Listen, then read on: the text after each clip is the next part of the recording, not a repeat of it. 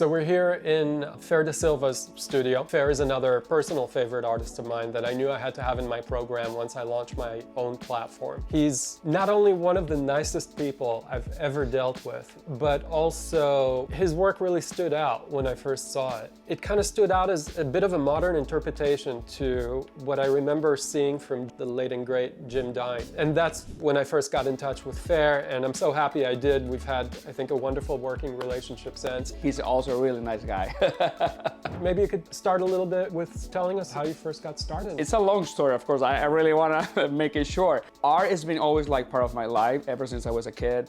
And actually painting was always a hobby. I was like in a really bad moment in my life. I was like super depressed. And I always say that the only thing that kept me running was painting and writing songs back then. And I always been like super positive since I was a kid and everything. And I was like, how can I bring that Fer back?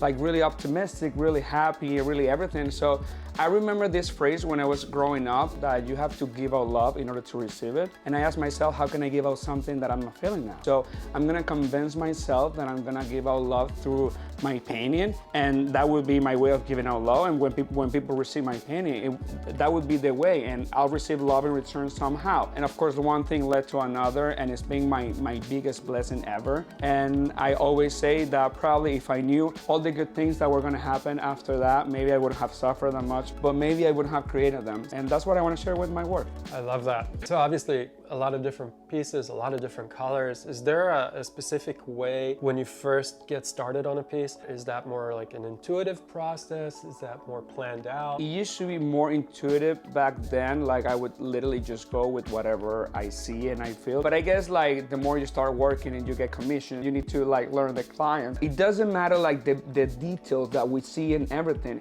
It matters when we see the big pictures, because that's how we are. We might see things that we don't like about ourselves, but it matters when we see everything. I want to say that now I tend to plan more the palettes, but in reality, it's more whatever's coming. Your works, of course, radiate positivity. Why do you think it's so easy for collectors to resonate with that message? Everyone needs that sparks of joy, because I guess that's what makes us human. When a human don't have a reason to live or a goal or whatever, that's when we actually feel dead. Believe it or not, it resonates a lot with kids. Like when they see it, they want to touch it. Sometimes I have to be careful, and they love it. And I guess it's because it's simple. I always say, yeah, I'm an artist, I paint hearts. Because it's something really simple, but extremely powerful. Because it really connects with what we are as human beings.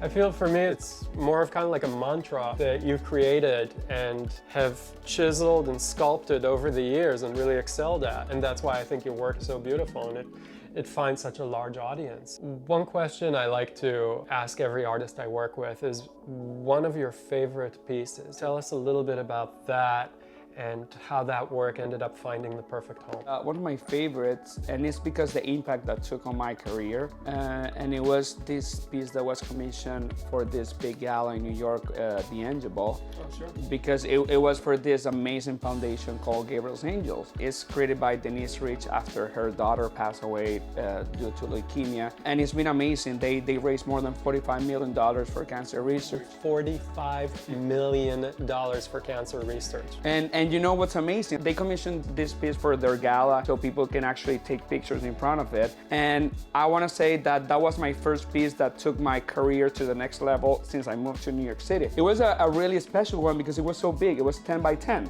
Wow. So it was really hard to find someone in New York with this specific wall. There was a lot of people, of course, they wanted. And it ended up in a house in Texas, of course. It was like bigger. Besides that, I'm so happy to be part of that community, and I've been helping them ever since. It's a wonderful cause, absolutely. And it's wonderful that you were able to support it in such a capacity. Any advice you would share a younger artist that might be watching this now and trying to get started? Listen to everyone, but listen carefully. Because, of course, maybe you listen to someone that you don't like what they're saying, and actually there's comment that probably you don't like it, but then probably you reflect on that, and it's actually the best advice that you can ever get. Love that.